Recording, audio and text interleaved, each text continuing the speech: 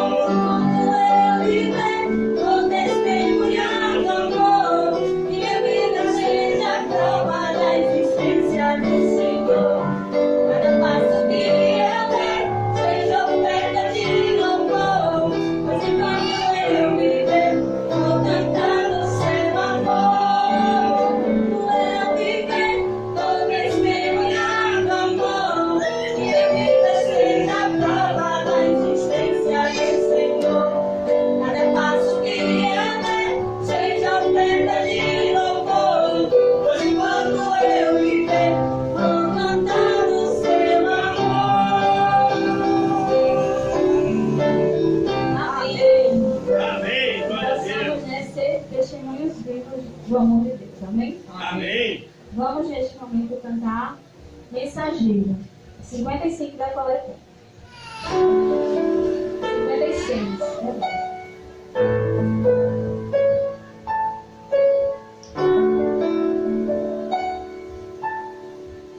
Tem dias que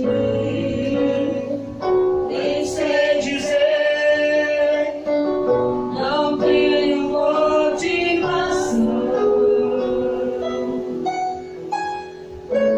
Este tem uma doce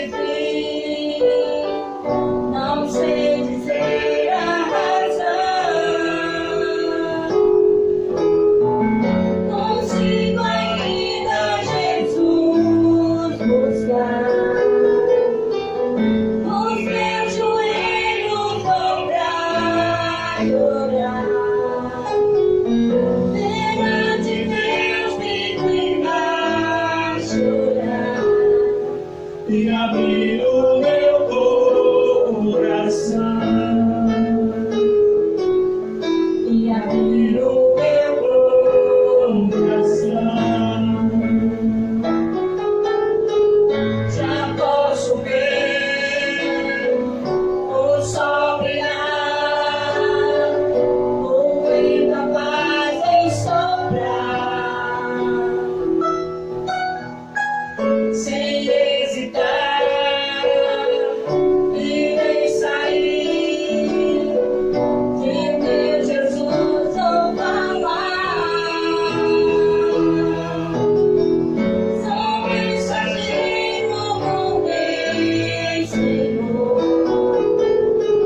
Sou testemunha do seu amor. Ao mundo inteiro vou proclamar que Jesus vai aqui voltar. Que Jesus vai aqui voltar. Sou mensageiro com Deus, Senhor. Sou testemunha do seu amor. Ao mundo inteiro vou proclamar que Jesus vai aqui voltar. Que Jesus vai aqui voltar. Sou mensageiro com Deus, Senhor. Sou testemunha do seu amor. Ao mundo inteiro vou proclamar que Jesus vai aqui voltar. Que Jesus vai aqui voltar. Amém. Louvado seja nosso Deus. Amém. Vamos agora ficar todos em pé e cantarmos o 55, Sonda-me.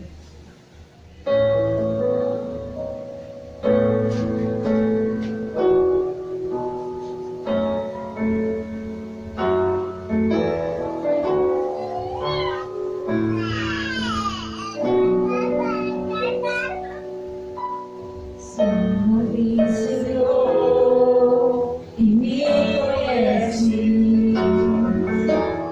Quebranta o meu coração, transforma-me conforme a tua palavra, deixe-me até que se ache só de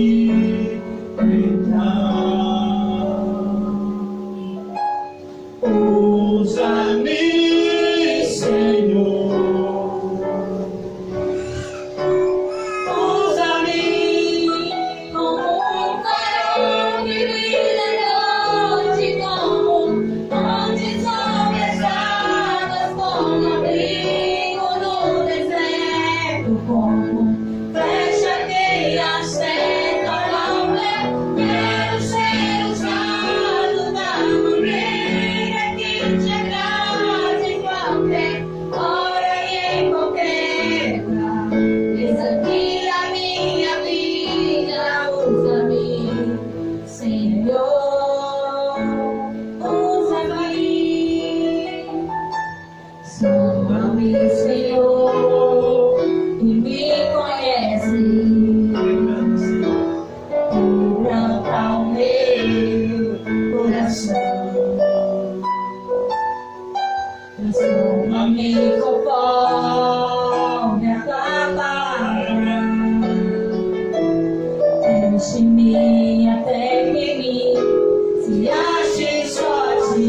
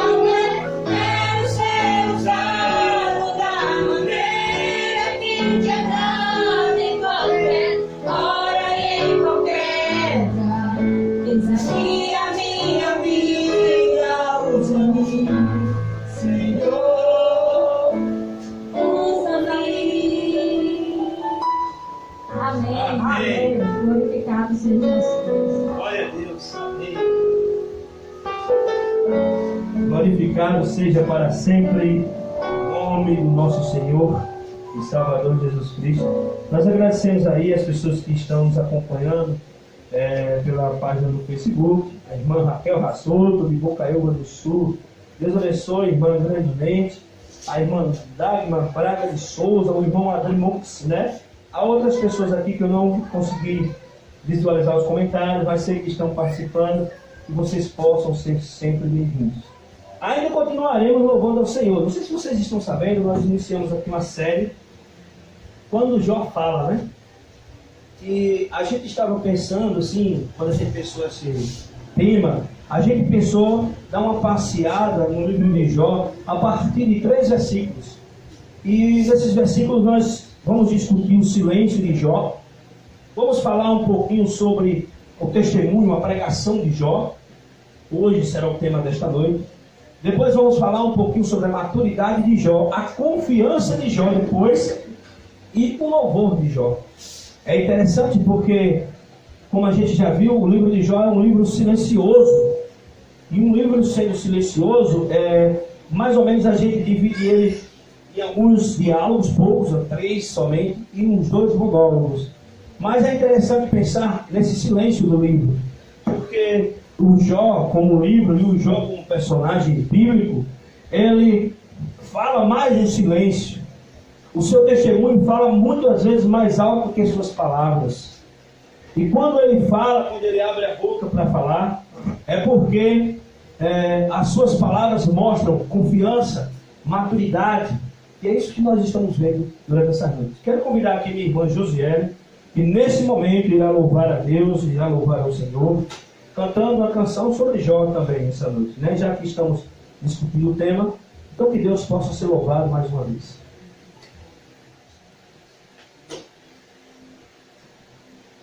Que Deus seja louvado, amém? Amém.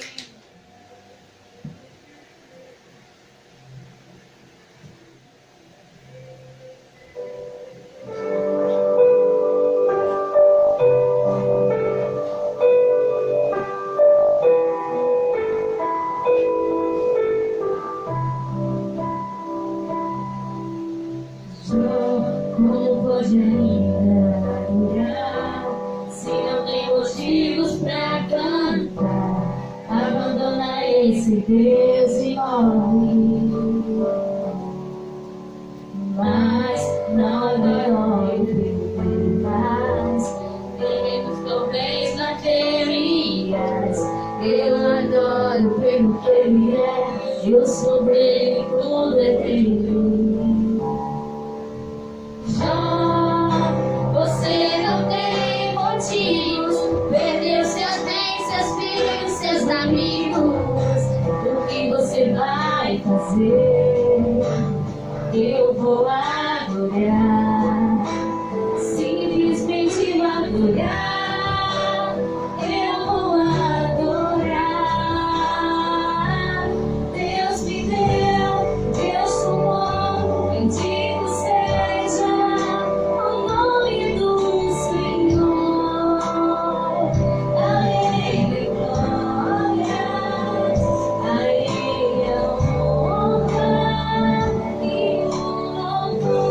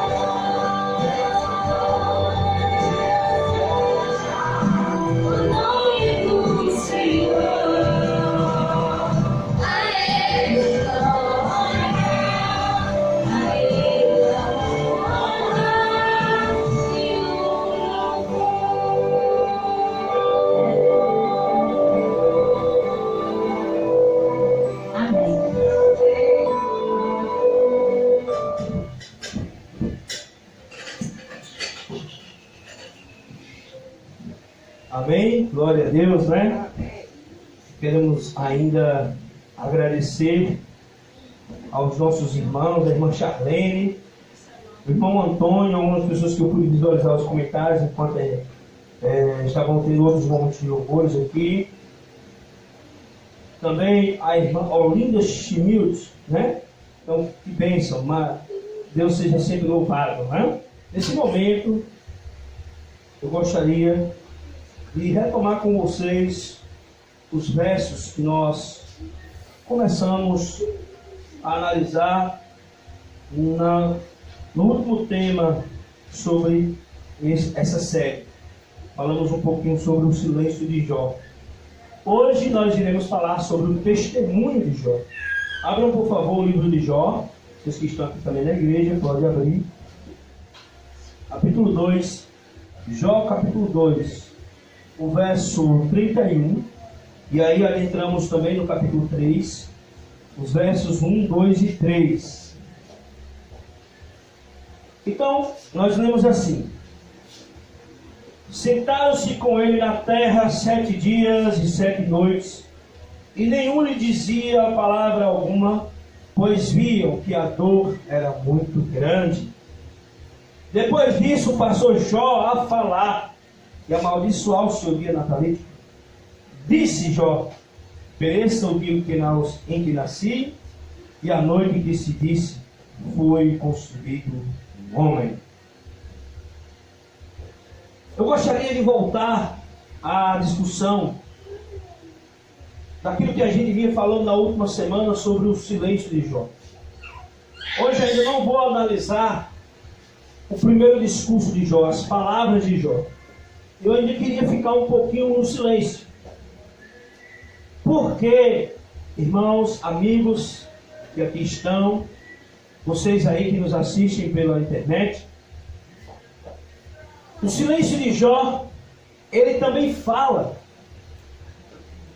Falamos na semana, no último tema da série, sobre respeitar o silêncio. O silêncio que os amigos de Jó ali não respeitaram, de certa forma, e esperaram Jó falar alguma coisa. Ficaram na expectativa do que Jó poderia falar durante aqueles 7 dias.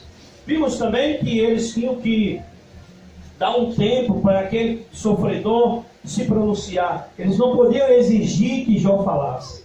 Antes nós focamos na questão da exigência do que Jó poderia falar, ou do que eles queriam que Jó falasse. Mas hoje eu gostaria de focar na expectativa que aqueles homens tiveram, aqueles amigos de Jó tiveram, sobre o qual seria a primeira fala de Jó. Eu fico imaginando que eles já poderiam estar, porque 7 dias na realidade é muito tempo, eles já poderiam estar conjecturando, lançando algumas palavras de condenação sobre Jó, talvez dizendo assim: nossa, o que será que ele tem para dizer? Será que ele está sofrendo dessa maneira porque pecou? Ou seria por acaso os seus pais? Existia na época uma crença de que quando a pessoa estava sofrendo, ou era porque ele tinha pecado, ou era porque os pais dele tinham pecado. E hoje essa tradição, essa concepção ainda é vista por muitos da sociedade.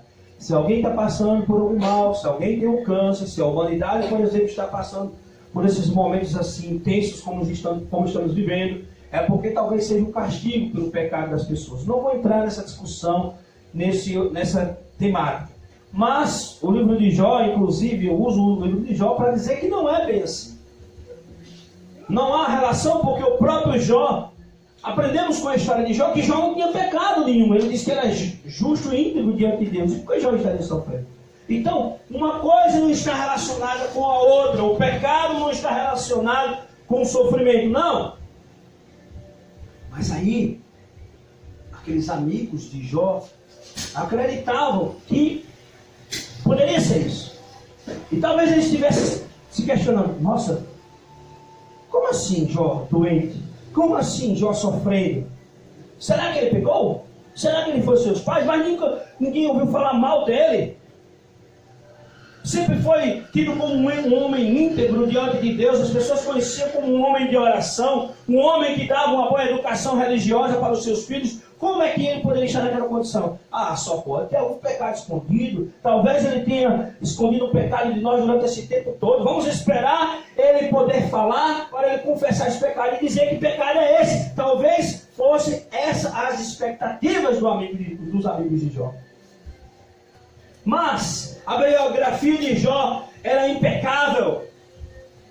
Se lermos os capítulos anteriores, por exemplo, nós vamos chegar a uma conclusão que muito antes de Jó passar por esses momentos de sofrimento, de silêncio, muito antes de Jó abrir a boca pela primeira vez, ele tinha uma vida antes.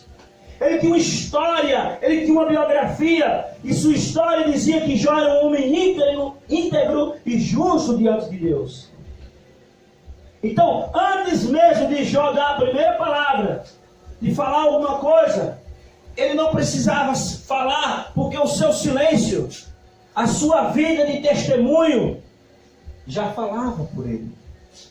Então é isso que eu gostaria de abordar esta noite. O silêncio de Jó nada mais revela do que uma vida de testemunho. Porque não adianta nós termos muitas palavras para dizer. Quantas pregações a gente não encontra na internet? Quando estamos conversando, quantas palavras são atiradas ao vento?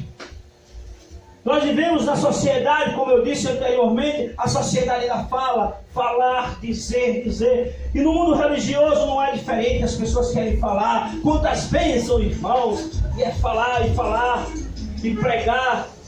As pessoas vão criando sermões, conteúdo para postar nas redes sociais, devocionais, e fala, não que eu estou criticando isso é muito positivo, é uma forma de pregar o Evangelho, mas hoje nós vamos aprender que nós não pregamos somente com palavras, nós pregamos com a nossa vida, com o nosso testemunho, e mesmo quando nós não falamos, nós estamos pregando, amém? E mesmo Jó no silêncio durante aqueles 7 dias, Jó poderia não falar nada ainda. Talvez as pessoas quisessem o acusar, mas o seu testemunho, a sua vida, já falava por ele. Amém? Antes de ele pronunciar qualquer palavra. Amém? Eu sei que muitas pessoas vão querer lançar condenação sobre nós, nos julgar. Os amigos de Jó estavam ali condenando ele, talvez julgando, que por causa que ele estava sofrendo deveria ser um pecado. Mas eu quero dizer, se o nosso testemunho, se a nossa história, se a nossa biografia, se a nossa vida de fé for uma vida íntegra como era de Jó, não vai ter nenhum juízo que vai nos desintegrar, nenhuma condenação. Pode aparecer um querendo te condenar, mas outros 1000 não vão parar para ouvir a história deste. Sabe por quê? Porque a sua história já é um testemunho, uma pregação de vida. Amém. Irmãos, Jó falou mais com a vida do que com palavras.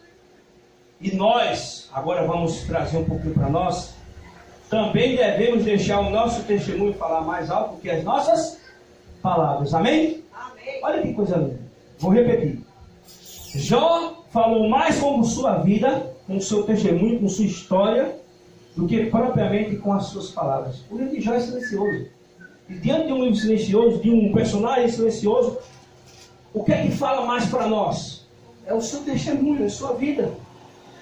A gente vê Jó orando, a gente vê Jó incentivando seus filhos a orarem, a gente vê Jó adorando a Deus, buscando ao Senhor, oferecendo sacrifícios. Então não tem como você dizer que Jó não falou, não pregou, porque a sua vida era uma pregação. Como eu falei anteriormente, muitas vezes nós queremos falar, mas o que nós precisamos mesmo é o quê? Além de falar, claro que não é errado, é também ter um bom testemunho cristão. Porque a nossa vida e o nosso testemunho fala mais do que qualquer palavra. Amém? Amém? Nós somos o maior sermão. Alguém pode perguntar, qual é o maior sermão?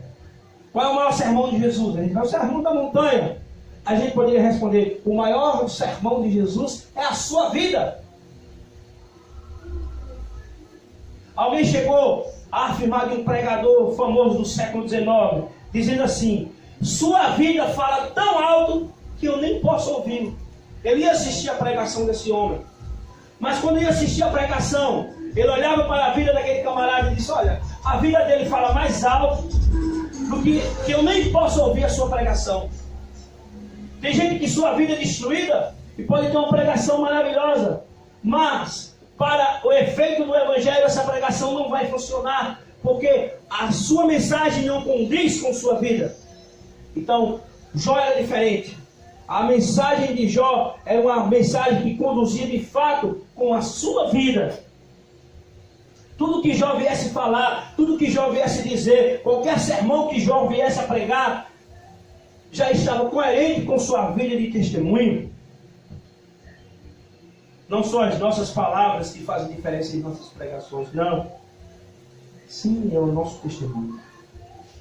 Eu gosto de uma ilustração de outro pregador que dizia assim, quando ele andava, um pé dizia glória e o outro respondia aleluia. Amém? Amém. Que coisa linda. Porque é o seu andar, é o seu viver, não é só o seu falar, mas o seu testemunho, que é uma pregação para as outras pessoas. Um pregador, então, não se destaca pelo que fala, e sim pelo que ele vive.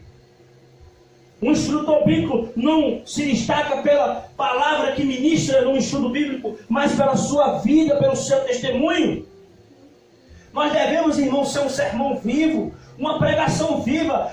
As pessoas devem olhar para nós como Bíblias vivas que somos e fazer o quê? E ler o Evangelho em nós. O Evangelho não pode ser um Evangelho de palavras, mas ele tem que ser um Evangelho de vida, de experiência, de prática.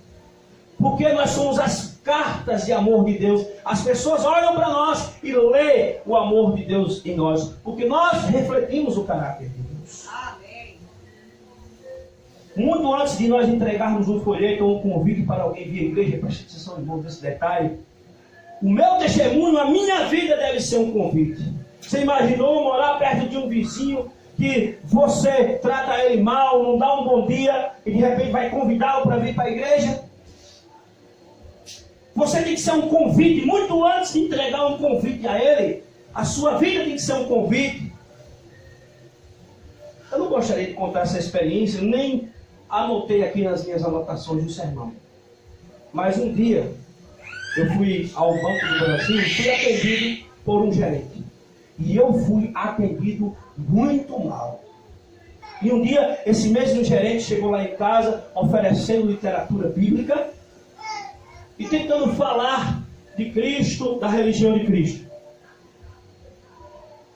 E também tentando me persuadir sobre o movimento religioso ao qual ele participava. Eu, antes mesmo dele falar alguma coisa, eu ouvi por a educação, mas eu já não queria mais ouvir. Porque ele tentou ser uma pessoa legal, mas a forma como ele tinha me tratado antes, tem outra história. Essas histórias eu tenho que anotar também. Esse aqui aconteceu com alguém do nosso convívio. Um irmão, e eu acho que vocês aqui vão conhecer, os irmãos que estão nos assistindo pela internet não precisam saber, mas tinha perdido a esposa. E estava em Natal, ia para uma igreja lá em Natal, para o culto. E no culto, eu não sei se no ônibus ele bateu, e aquela mulher tratou muito mal. Disse coisas e arrotou coisas na cara dele. Quando ele chegou para ouvir o sermão, a pregação daquele dia, no culto. Quem era a pregadora? Aquela mulher. Agora me diga se ele teria mais ânimo, ou acreditaria em alguma palavra que ele dissesse depois de ser tratada mal por ele. Não acreditaria. Então a nossa vida tem que ser uma vida de testemunho antes. Eu tenho que ser um convite, eu tenho que ser um imã para atrair as pessoas a Cristo. Os meus vizinhos têm que se sentir bem ao meu lado, na minha profissão, os meus colegas têm que se sentir bem ao meu lado, os meus alunos têm que se sentir bem comigo. Onde eu trabalho, que eu faço visitação, as pessoas têm que se sentir bem comigo, porque eu tenho que convidar muito antes. A minha vida é um convite. Então preste atenção, olha o que eu anotei aqui, ó. Não adianta pregar se minha vida não é uma pregação. Não adianta louvar se minha vida não é uma vida de louvor a Deus. Não adianta dizer que ora, ou que as orações mudam história, se sua vida não é uma vida de oração. Porque como você vai testemunhar que a oração muda a sua vida, se você não ora, se não tem uma experiência do que a oração fez em sua vida? Não adianta dizer amém, glória a Deus, aleluia, se sua vida não dá testemunho dessas palavras. Não adianta falar de bênçãos se sua vida é uma maldição, irmãos. Não adianta falar de vida eterna se vocês estão mortos espiritualmente, sem orar, sem buscar a Deus. Não adianta falar de um amor se eu vivo disseminando ódio nas pessoas, agredindo as pessoas nas redes sociais. Não adianta falar de união se eu sou o quê? Um irreconciliável. No meu casamento, na minha vizinhança, eu nunca dou o primeiro passo, eu espero as pessoas chegarem até mim. O orgulho muitas vezes atrapalha, mas o amor deve vencer o orgulho. Não adianta pregar sobre lei, não adianta se não tiver amor e compaixão pelo próximo, porque a lei se resume no amor. Senão você só vai condenar as pessoas, porque a Bíblia diz que a lei condena. A lei é de Deus e a lei o quê? Devemos guardar, mas guardar em quê? No amor, amar a Deus e o próximo como a si mesmo. E nunca guardar a letra pela letra. E aí, isso aí vai virar o quê? Condenação. A gente vai sempre lançar a condenação sobre as pessoas. Todos que na Bíblia fizeram isso, o jovem, o filho da parábola mais velho, a gente já falou aqui em um dos sermões. Não podemos exigir que o outro irmão devolva o dízimo se a minha vida não é uma oferta para Deus. Irmãos, não é coerente ser um cristão apenas de palavras, mas nós devemos ser cristãos de atitude. O evangelho, irmão, não se traduz em palavras, mas sim na vida prática. Eu vou contar essa história aqui, eu creio que alguém já ouviu contando, não já? Diz que, certa vez, uma mulher chegou de malicuia na igreja, na hora do culto. Oxe, o que está vendo isso? Eu vim morar na igreja com o pastor aqui da igreja. Por quê? Porque aqui ela é um santo. Agora em casa e bar, faz tudo. É agressivo com os filhos, diz muitas coisas. Então eu não quero mais viver lá em casa, não. Quero viver aqui na igreja. Então a vida dele, a pregação dele, não condizia com a sua vida, né? Jesus é o maior exemplo. Jesus não era aquele profeta que dizia: faço o que eu mando, mas não faço o que eu faço. Esse provérbio popular não cabe mais dentro do discurso cristão. Eu nasci, me criei aqui nessa região do interior, e aqui vinham uns padres que ele tinha essa fala, esse discurso: faça o que eu mando, mas não faça o que eu faço. Isso não cabe mais. Jesus diz: eu vos dei o exemplo para que, como eu fiz, façais vós também. Nós também devemos ser exemplo para as outras pessoas. Há um provérbio popular que diz: o exemplo não é a melhor maneira de convencer alguém, mas a única. A mãe vai gostar agora dessa ilustração que eu vou dizer, certo? Quando eu era pequeno, meu pai, meu avô, ele ensinava que eu deveria colocar 4 a 5 caroços de milho, 5 a 6 caroços de milho na cova. Mas meu pai, né, como a senhora conhece, um exímio agricultor, criado na agricultura, mas bem entendido assim, colocava 11, 12 caroços de milho. E a argumentação dele é: porque se perder, porque na realidade o aconselhável era colocar 5 a 4. Eu sempre segui o exemplo do meu avô. Mas eu fico pensando, se meu pai chegasse para mim e dissesse assim: olha, eu coloco 11 caroços, agora você tem que colocar só 5 ou 4. Ele teria alguma moral, vamos usar essa expressão, para falar comigo dessa maneira? Não! Porque ele não dava o exemplo. Então o exemplo é muito importante. Irmãos, eu vou chegar à aplicação da mensagem nesse momento e gostaria de trazer algumas reflexões. Vou fazer algumas perguntas aqui para os irmãos que aqui se encontram e vocês também que nos assistem. Veja bem, preste atenção nessas perguntas.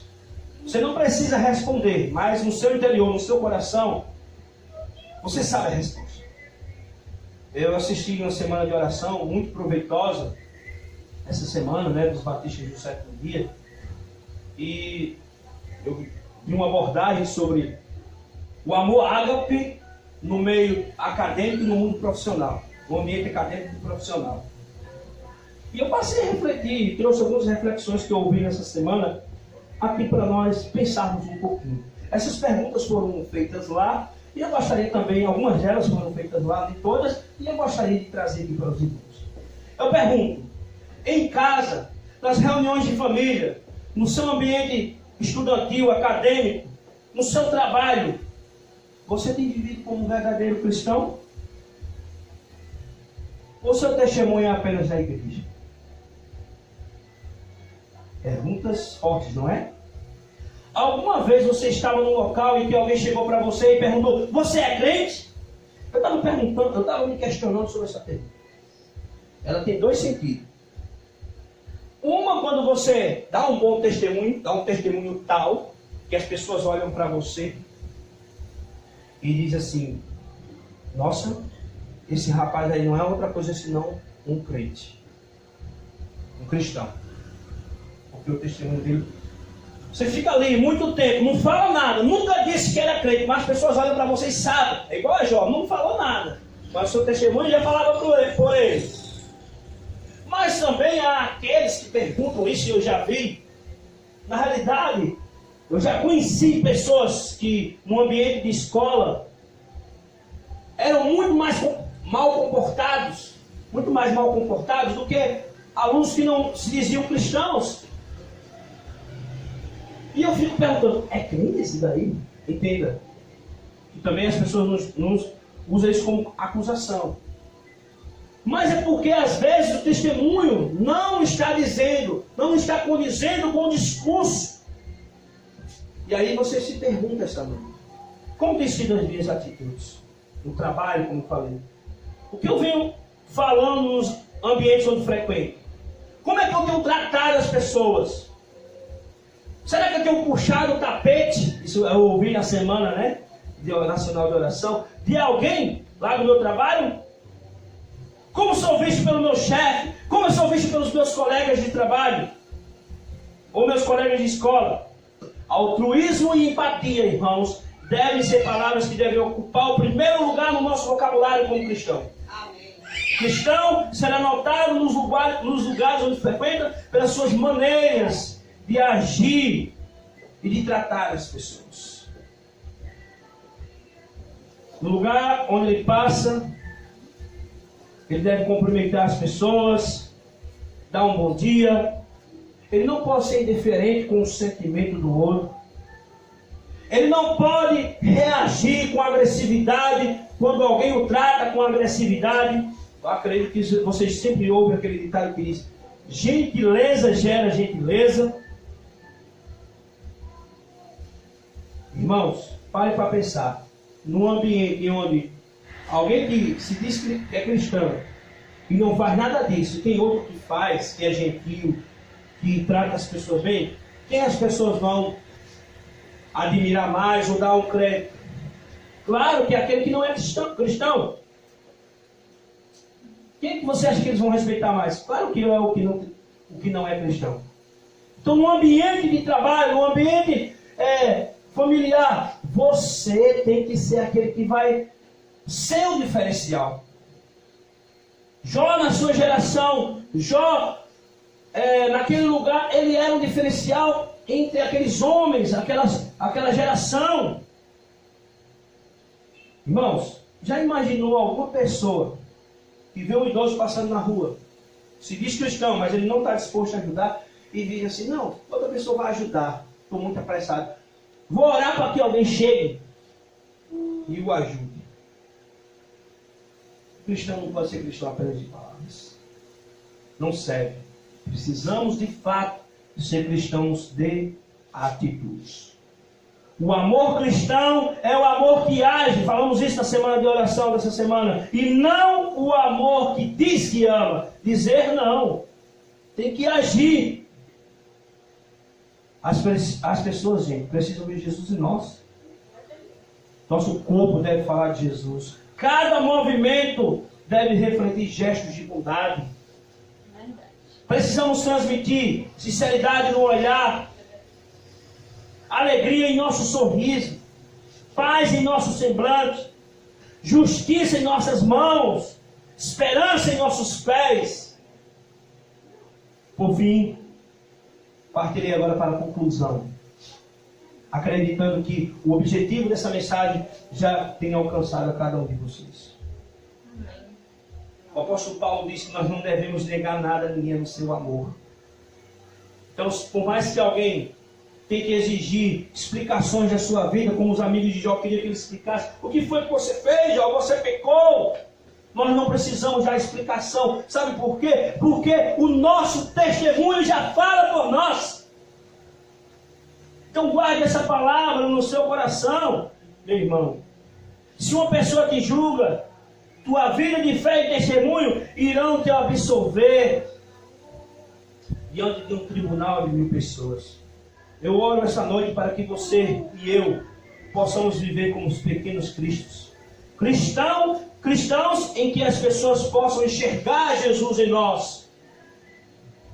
Encerro então com um poema que eu tenho a intenção de transformar numa canção. E espero que você possa refletir nessa letra. E também transformar essa letra em uma oração para a sua vida.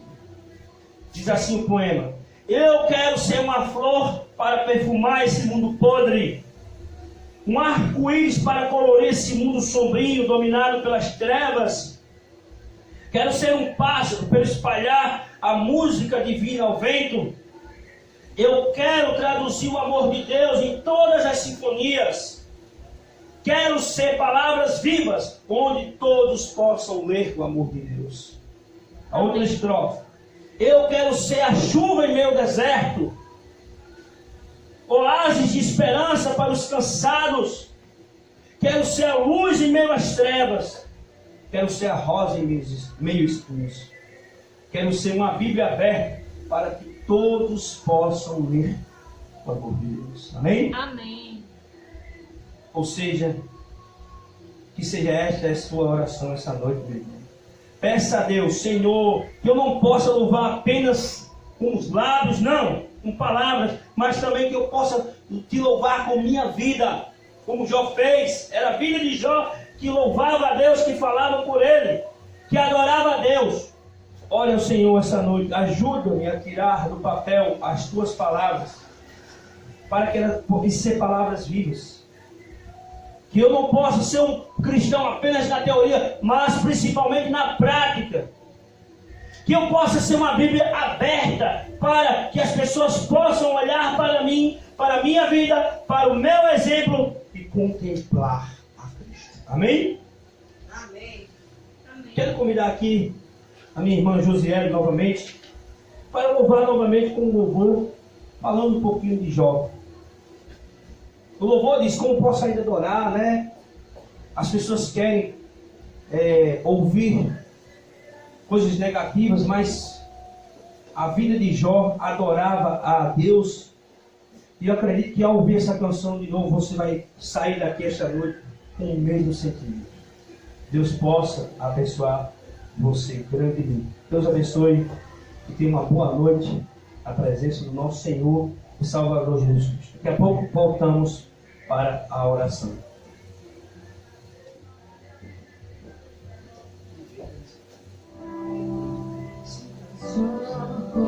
Se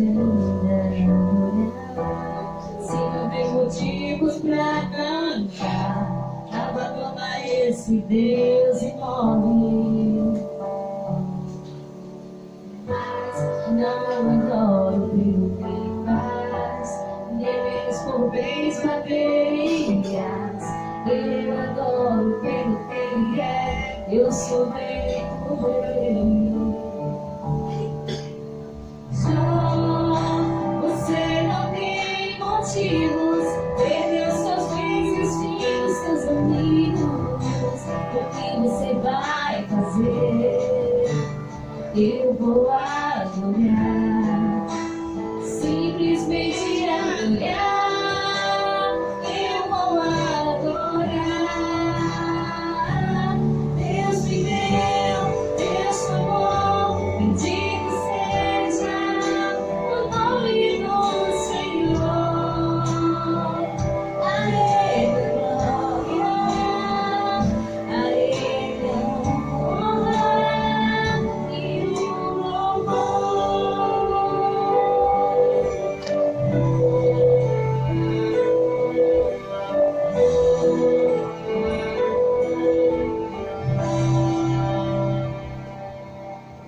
Só como pode ainda olhar, se nem tem motivos pra cantar, abandona esse Deus e morre.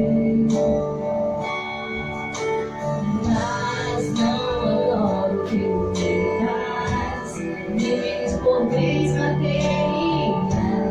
Eu adoro pelo que ele é, eu sou feito por ele.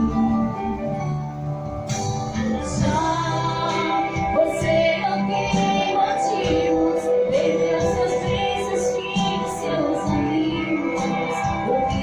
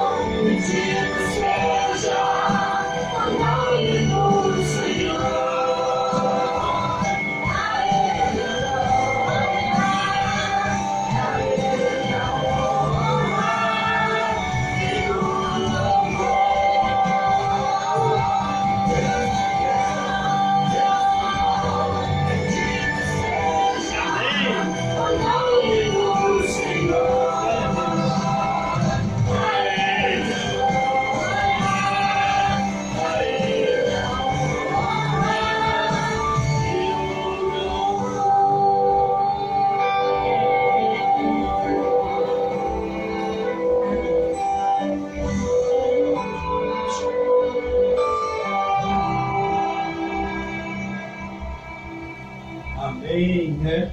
Aleluia. Louvado seja o nome do nosso Senhor Deus. E louvado seja o nome do nosso Senhor Deus, não só nas nossas palavras, nos nossos cantos, nos nossos lábios, mas no nosso testemunho e na nossa vida.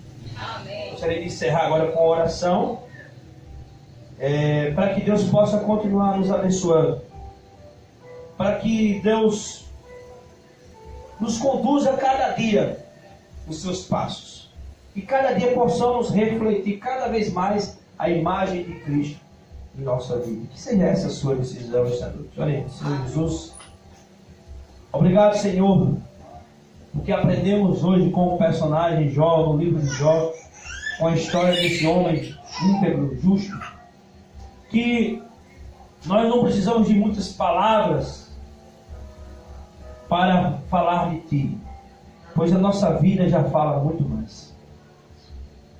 E é por isso, Senhor, que nós oramos a Ti e pedindo que o Senhor conserve o nosso coração. Faças com que permanecemos firmes nos Teus caminhos a cada dia. É assim que nós oramos, agradecidos. Em nome do nosso Senhor Jesus. Amém. Agora eu me lembrei de um versículo bíblico que diz que seja, tardio em falar, e apto para ouvir. Eu sou um palastrão, falo muito, mas eu conheço pessoas, você está aí assistindo o irmão Souza, por exemplo, fala bem pouco contigo.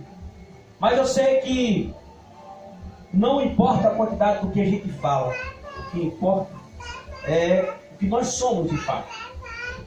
Então que fique essa reflexão para todos os amigos e irmãos aqui da igreja e aqueles que nos assistiram ou que irão assistir depois pelo YouTube.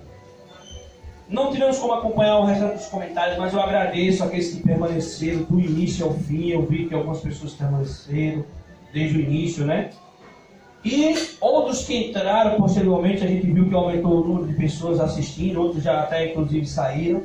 Que Deus possa abençoar grandemente. E eu vou pedir a vocês que compartilhem esse link com mais pessoas, e também comuniquem dessa série que está havendo sobre Jó, a vida de Jó, E sobre o discurso de Jó, a fala de Jó. Teremos 5 domingos refletindo sobre esse tema. E você é o nosso convidado a participar conosco todos os domingos. Então que Deus possa abençoá-lo grandemente. Vamos para os momentos das bênçãos finais? Que o Senhor te abençoe e te guarde. Que o Senhor faça resplandecer o seu rosto sobre ti e de ti tenha misericórdia. Que o Senhor sobre ti levante o rosto e te dê a paz. Deus abençoe a todos, em nome do nosso Senhor Jesus, e até domingo que vem, com mais uma programação. Até lá.